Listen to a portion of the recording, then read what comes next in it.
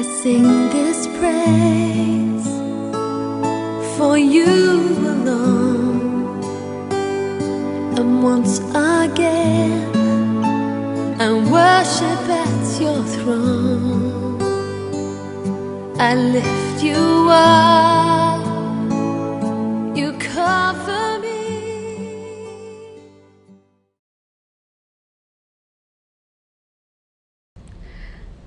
A blessed day to all of you. Among atong mga suki nga tan-aw ani atong programa dinhi sa Channel 19. Gusto lang ko share sa inyo sa patsada kay nga experience namo karong adlaw.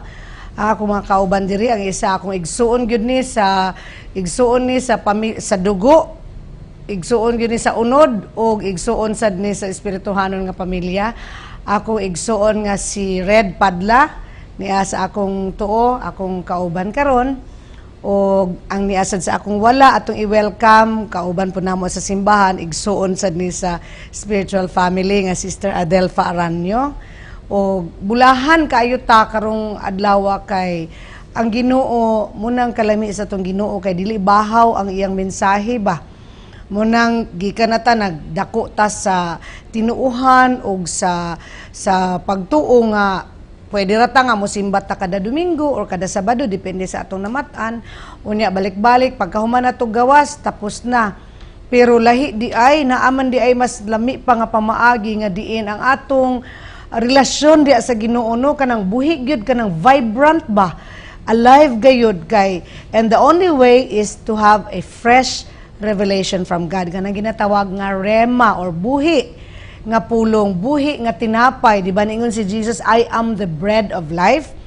O ang iyang tubagan ni dito sa pagtintal sa iya sa yawa, human siya fasting sa 40 days, ingnan siya sa yawa, kay gigutom ni bati, gid siya kagutom, giingnan siya sa yawa nga, Diyos ka man ka, himuan ng bato og tinapay, kay nasayod ang yawa, nga gigutom na si Jesus atong panahon na, pero iyang tubag, ang tao dili mabuhi sa tinapay lamang, apan sa matag pulong nga mugawas gikan sa baba sa Dios. Mao nga mga igsuon ang atong mensahe karong adlaw, ang parte sa pagdungog sa pulong, ang pagkaon sa tinapay nga presko nga gikan sa Dios ug mao kana iyang pulong nga buhi gayud ngadto sa atong mga kinabuhi. O karon ang atong hisgutan parte sa pagpaminaw sa pulong sa Dios kay di ba ang Biblia nagaingon man nga in the beginning was the Word, and the Word was with God, and the Word was God. Amen. So ang pulong Dios.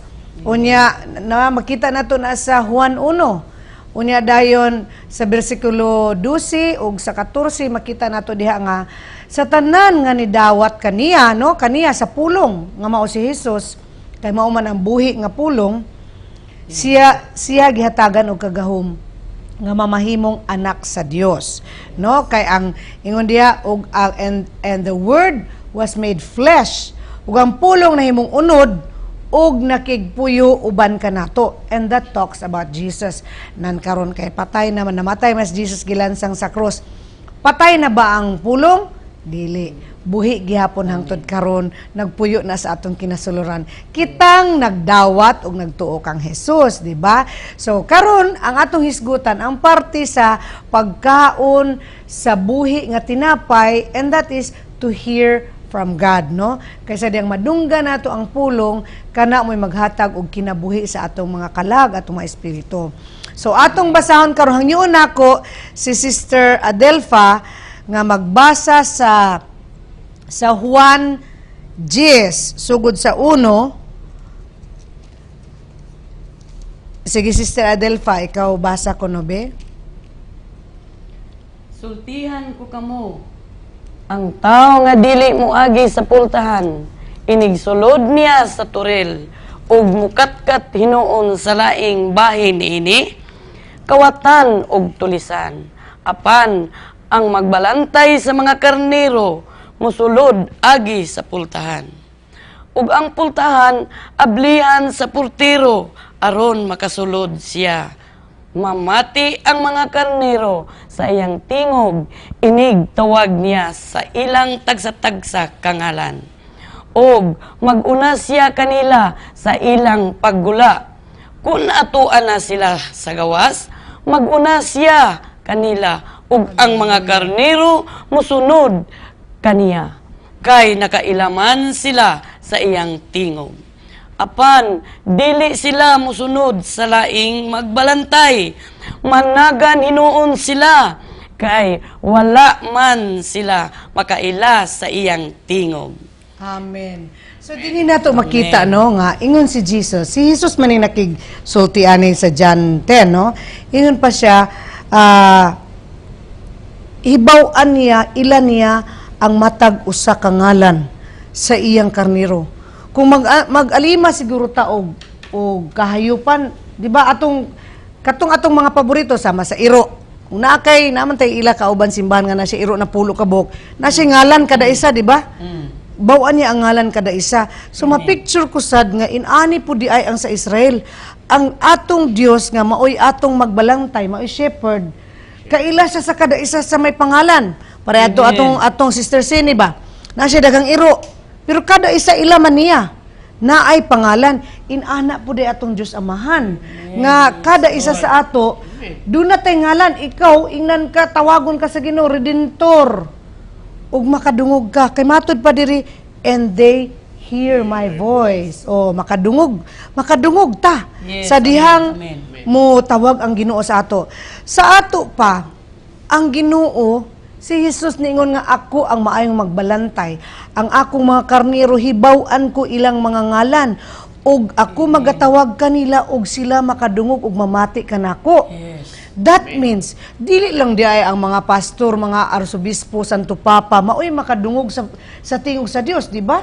Kay si Jesus naman gid nagsulti di ani nga siya makigsulti di ay siya sa ato. Na naanad lang ta kay naamang guy uban pud nga tinuuhan nga moingon nga ayaw mo abris inyong Biblia kay makabuang, di ba si Mami doy kadumdum ka sa una? Unsa ingon ni Mami sa ato nga giingnan ko no sila ayaw mo basa sa Biblia kay makabuang. Kamira ang pwede mo basa ug kami mo tudlo sa inyo. Pero si Jesus na mismo niingon nga ang akong mga karnero ilan nako sila, I know them by name. Di ba matud pa niya? Ila ko sila sa ilang ngalan. Sa ato pa, mudil siya sa kada isa sa ato. Mauna nga, mga igsuon, gikan pa mi, nag-prayer mi karon kuyog ni akong magulang, si Redentor, Sister Adelfa, nakabati gid mi ganiha sa Ginoo, di ba? Amen? Yes, amen. Nakabati mi. Pero karong adlaw nga prayer namo, ang mensahe para gid sa akong magulang kang Redentor. Gwapo kay mensahe og mga saad ngadto sa iya. Ug diha na mo makita kamay manggod ni Sister Adelfa gaipasahi gyud namo dunay isa ka adlaw sa isa ka semana nga paabot lang gid mi sa Ginoo. Maminaw lang gid mi sa Ginoo. Kay daghan sa ato gatuot ta nga moingon nga mainampuon lagi na siya kay ngano ug magrosaryo baya ang isa ka tawo dugay kay mahuman. Nagtuo na din siya nga pag-ampo na to. Pero ang gusto sa Ginoo nga pag-ampoon sa prayer is communication. Ang communication is two-way yun na. Dili pwede nga pare sa radyo nga makadungog lang tas radyo. Unya ang taga-radyo di makadungog sa ato. Samaan ni karon ni Amis Telebisyon, nagsulti mi ninyo. Kamu nakadungog nakita mo namo pero di mi kadungog unsay gilibak ba mi ninyo diha o ningon ba mong sakto. Wala tay two-way communication but prayer is two-way communication. Mauna nga kaming Sister Adelfa karong adlaw nagsugod ning ako igsoon nga gatampo sa amo si Red. Tampo. Ang among gabuhaton magdaig lang sa Miss Ginoo, muawit mi. Nganong muawit sa mi una? Kay ang Biblia nagaingon nga He is enthroned in the praises of His people. Na unsahon man namog kadungog ug sulod sa presensya sa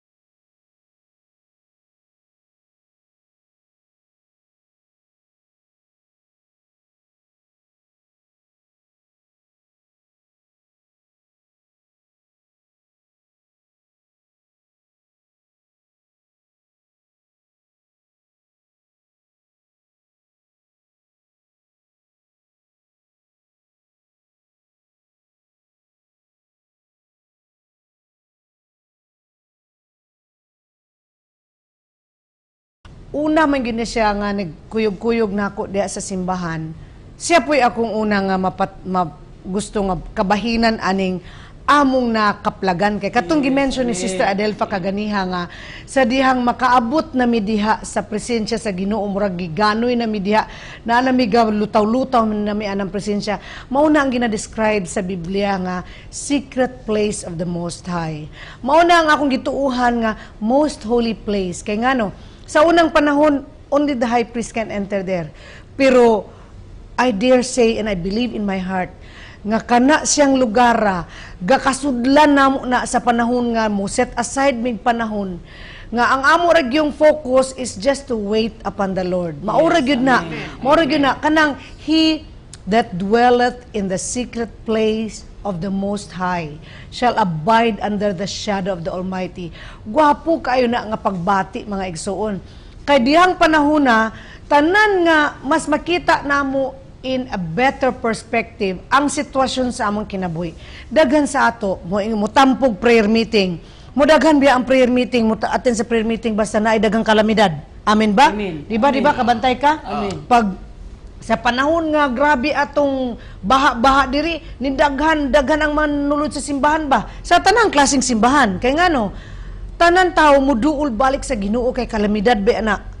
Man dili na siya ingon nga kanang tao ang nagbuhat ana. Dios ang nagbuhat ana, ang nature mo nagbuhat ana. Ang kalamidad nga nahitabo sa ato paningil na sa matud pa nila nature nga atong giabusuhan ang kalibutan maunang nagbaha-baha na. Pero inigbaha-baha aha padulo ang tao, muduol sa tao, di ba? Munang daghan din mga tent sa mga prayer meeting. Kay ngano, didto mangayo sa Ginoo og tabang. Pero mga igsuon, sa among experience, Sister Adelfa, og nasugdan na pod karon sa akong igsuon nga si Redentor, sa dihang naa ka, dihang dapita, murag di nakagusto mo hawa, di ba?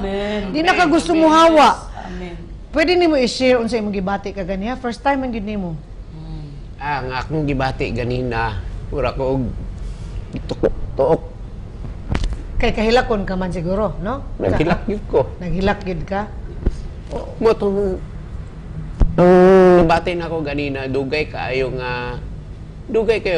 nabati na ako ang presensya niya. Amen. Hallelujah. Di man sila ka mo hilak kung dili ka hikapon sa Ginoo kay ka pamatso-matso nimo. Matso kayo ni akong magulang.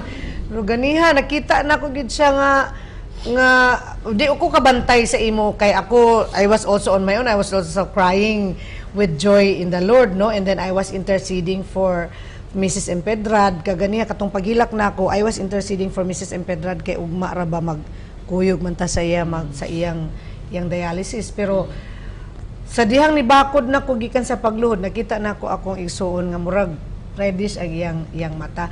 Pero gahilak ka, pero unsa imong gibati ka, guol o kalipay o na-touch ka? Unsa man?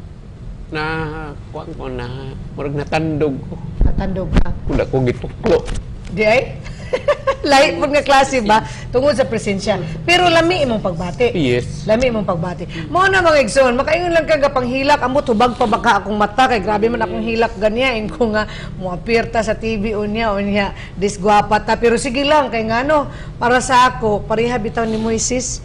Sagikan siya sa presensya sa Ginoo ang mga tao biya nga sa Israel dili gusto mo atubang kang Moises ngano hayag kay ang naong tungod kay naay reflected nga himaya sa Ginoo naa sa naong ni Moises.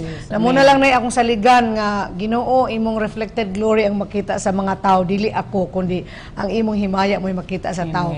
Mo to mga igsoon nga si Red dili ni plano di ni mo hilak diri atubangan sa inyo di as TV nga kung buto na ang lalaki nga maghilak in public murag ulaw na, di ba? Sa atong tinuuhan ba pamatso-matso society nato. Pero nakita ninyo bisan sa iyang pag-share sa iyang testimony karon gapula-pula pa iyang mata kay gibati niya ang lahi pud tong iya wa ko ka kuan na no ang Ginoo lahi-lahi gid ang pagdil no. Nga mura kuno siya anak ko murag nahuot ni tuok yang diri pero naay kalipay iyang kasing-kasing kay nabati gid niya ang presensya sa Ginoo. Ganiha nga ni kunsad sa amo. Tulo ra may kabuok. Amen. Yes. Pero tinuod gyud na ingon sa Biblia, where two or three are gathered together in my name. Kay ganiha amo gyud giset aside karong adlaw nga nga nagpaabot mi sa Ginoo, nga mukunsad mo manglihok ang Ginoo sa among taliwala, naman ang Ginoo sa ato kaysa adman niya nga mupuyo siya sa ato. Pero nang lihok siya sa among tulo adtong panahona nga gibati namo ang iyang presensya. Nga anang panahona ra ba no, bisag unsa ka bugat sa problema, wala man daghan pa man problema, ako daghan kay kog problema ba, dagko kay kog problema. Sister Adel pa napon ni siya problema. Si Red, akong brother, napon ni siya problema. Pero sa dihang mo makasulod ka anang balaang dapit nga mabati ni mong presensya sa Ginoo. Di man ingon nga malimtan, pero makit-an nimo ang imong problema nga gamay kay siya kumparar sa kadak-on sa Ginoo. Sa dihang si Pedro, gitayog na sila, ang ilang gibalud sila, nahadlok sila. Wala si Ginoong Hesus kuyog sa ila sa sakayan. Pero sa diyang gitayog na, kita sila sa unahan ay galakaw sa tubig. Hadlok sila, abi nila, kalag, mamatay na kita, kakita na tagkalag na galutaw-lutaw ibabaw sa tubig. Ingon si Ginoong Hesus, makita nato na sa Mateo 14, ingon si Ginoong Hesus, ayaw mo kahadlok, ako ni. Mga igsuon, ang problema sa kinabuhi, si Ginoong Hesus na ang nagpadala. Muna ni ingon siya, ayaw kahadlok, kay ako na ni, dili ko kalag, ako na ni. Sa matagbagyo sa atong mga problema, naa si Hesus nga, sa atong kahadlok, abi natog, wala na, may ngayabo na ta, naa di si Hesus galakaw, padulong sa ato. Sa dihang si Pedro ni ingon, kung tinuod ka ikaw na Hesus, palakwa ko, nakigkasado ba si Pedro kang Hesus? Kung ikaw na Ginoong Hesus, palakwa ko ibabaw, sama nimo, kay kita man niya naglakaw ibabaw sa tubig si Hesus. Yun siya, kung ikaw na palakwa ko ibabaw diha, ug tuod man, ingon si Hesus, ali nga ri, lakaw. Sa dihang makadungog ta, ang Ginoo nagsulti, dali, lakaw, come. Amen. Ni-act si Pedro sa word sa Ginoo. Maunang, my sheep hear my voice. Ang akong mga karnero, makadungog sa akong pulong. Nakadungog siya sa ingon ni Jesus nga, come, naglakaw siya sa ibabaw sa iyang problema. Lakaw siya sugod sa ibabaw sa tubig, nga balod kayo. Pero mga igsoon, sama ragod po nato, tanan, pareha man tatanan iagi ani, iagi ko ana. Sa dihang murag, muundang ta sa itong pagtutok dito diretso kang Jesus. Mutanaw na ta sa itong problema, sa dagkong balod sa itong kinabuhi, unlod gyud ta. Amen. Kay si Pedro nagsugod siya, basahan niya Mateo 14, sugod siya unlod. Pag sugod niyang unlod, ang kalami lang. Imbes mulangoy siya balik sa sakayan niya, ang iyang unang gibuhatin siya, Ginoong Hesus, luwas ako. Mauna isa ka advantage. Sa dihang nakailata sa atong Ginoo, pagkalunod nato kay murag guy Lord, mga igsoon, kumpisal ning ako. Karon tuiga niingon na gyud ko na Sister Adelfa kay ka prayer partner ko man gyud ni ingon, pirmi gyud ko moingon nga, Lord, gikapoy na biya ko, gikapoy na ko Lord kanang bugatan na gyud ko kay ni prangka ko sa Ginoo. Mao nang panahon na nga ako nasugod og unlod. Pero aha ko nangita og tabang didto sa Ginoo. Mo na mga igsuon, sa wa pa nitapos ang year 2009, gihatagan ako niya og hinay-hinay nga solusyon sa akong problema nga gibugatan ko. Mo na mga igsuon, importante kayo makadungog ta sa pulong sa Ginoo kay mo ni makapabuhi nato. Mo nang man shall not live by bread alone, Matthew 4, but by every word that proceedeth from the mouth of God. Na gini pulong i-release sa imo, act on it. Pag ingon bitaw ni Jesus, dali, lakaw, umari ka. When God tells you to go to Davao, go. Because where God guides, He will provide. Amen ba? Amen. Amen. So, Amen. mga igsoon, ato yun ang hinumduman nga ilabi na sa pagkamatay na ni Ginoong Hesus dito sa cross, ningon siya, it is finished. Pagkawala na sa iyang espiritu, nagbulag na iyang espiritu sa iyang lawas, namatay na siya. Di ba mabasa nato na sa Biblia, nagdakong linog ug ang templo, ang baga kayo nga tabil that divides the Holy of Holies from the outer court. Gisi from top to bottom. Yes, amen. Symbolic na siya nga abri na Kaysa una, high priest ray pwedeng musulod dito. Unya ang high priest, kinahanglan sad siya, maglimpyo sa siya siyang kaugalingon dito, magbuhat sa siya iyang kaugalingon nga offering.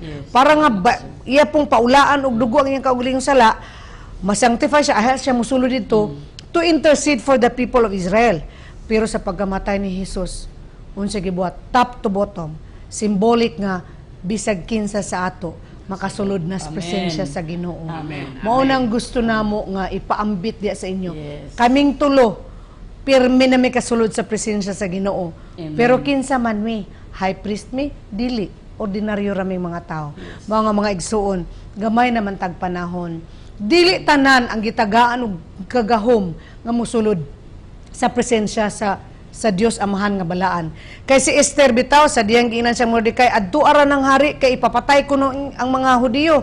Ang kaliwatan unsa ingon ni Esther nga ingna akong uyuan si Mordecai nga di ko basta-basta kasulod sa presensya sa hari. Kay kumusulod ko sa presensya sa hari nga wala ko gitawag, pwede ko niyang ipapatay. Gawas kung iyang ituyod ang iyang scepter, meaning nga okay ra ni, pwede ning dili ipatay. Sa ato mga igsuon, dili tanan tao automatic makasulod sa presensya sa Ginoo. Ngano? Tungod sa sala. Matod sa Isaiah nga your sins have separated you from your God. The only way we can come to God's presence is to use dalan. Kinsa ang dalan? John 14:6. Ingon si Jesus, I am the way, the truth, and the life. No one comes to the Father except through me. So pasensya na lang sa uban nga wala gatuo kang Jesus kay wala gyud. But then again, ingon siya sa pinadayag 3:20. Behold, I stand at the door and knock. If any man hears my voice and opens the door, I will come into him and sup with him and he with me. But pasabot, kadto gi-address to siya sa kasimbahanan. But pasabot, naa kay relihiyon, it does not follow. You can enter into the most holy place. But, nangimbitar ang Ginoo, gusto ko muuban kanimo. And once you do that, John 1, no? As many as received Him, to them He gave the power to be called the sons of God. So kung anak na ta sa Dios, apil na ta na makasulod sa iyang most holy place. Anytime. Kay anak ta sa Ginoo. Ang anak sa hari, dili kinahanglan manuktok, nga mananghid sa kordon saniter nga, pwede ba kumusulod sa akong amahan? Dili. Kung anak sa hari, dagan-dagan na siya sa sulod. Dili makapugong ang mga kordon. Kay ngano, anak sa hari na. Pagkakita sa hari siyang anak, uy anak, kali welcome. Muna mga igsuon, tagaan ta mo katong wala pa. Say this prayer. Say this prayer. Ginoong Jesus, salamat sa imong pagpalansang sa krus. Pagbayad sa akong sala. Imbitaron ko ikaw nga mosulod sa akong kinabuhi. Dawaton ko ikaw nga mo'y akong manluluwas ug akong gituuhan nga sa imong pagpalansang sa krus. Imong gibayaran akong sala, pasaylo ako sa akong mga sala. Sugod karong adlaw, ikaw na mo'y maghari sa akong kinabuhi. Salamat Ginoo sa kaluwasan nga libre nga akong dawaton karon sa ngalan ni Jesus. Amen. Inanara tingali dili ang uban nga murag wa mo kasabot adto on your own unya kanang kamura isa ing Ginoo kung tinuod to musunod ko gidawat nako nga nakasala ko.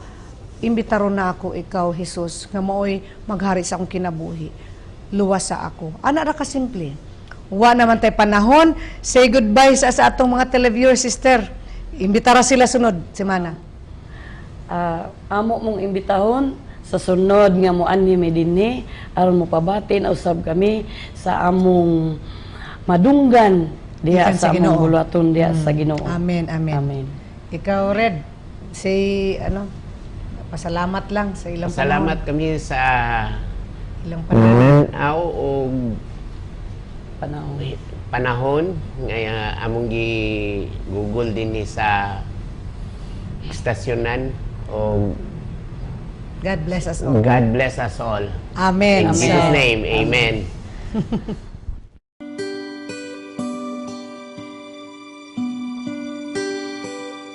I sing this praise for you alone, and once again I worship at your throne. I lift you up.